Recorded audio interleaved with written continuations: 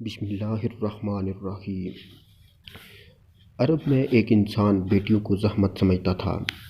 جب جب اس کے گھر بیٹی پیدا ہوتی تھی وہ اللہ کی اس رحمت پہ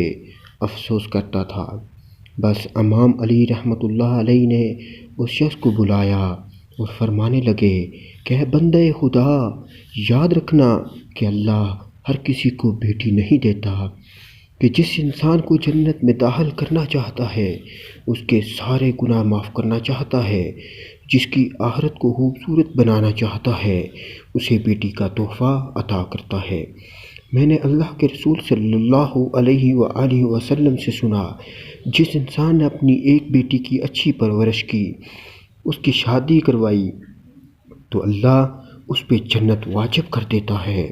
یہ یاد رکھنا کہ بیٹی والدین کے گھر کے لیے رحمت بن کے آتی ہے، تبھی اللہ نے اپنے محبوب کو اپنی رحمت بیٹی کی شکل میں دی، تاکہ انسانوں کے نزدیک یہ واضح ہو سکے کہ اے شخص، اللہ ایسے انسان کو عزیز رکھتا ہے جو بیٹیوں پہ شکر کرتے ہیں، ان کی اچھی پرورش کی فکر کرتے ہیں، کیونکہ اس کائنات کا عظیم تحفہ انہی والدین کے گھر بیٹی کا پیدا ہونا ہے، بیٹی کا پیدا ہونا ہے، بیٹی کا پیدا ہونا ہے۔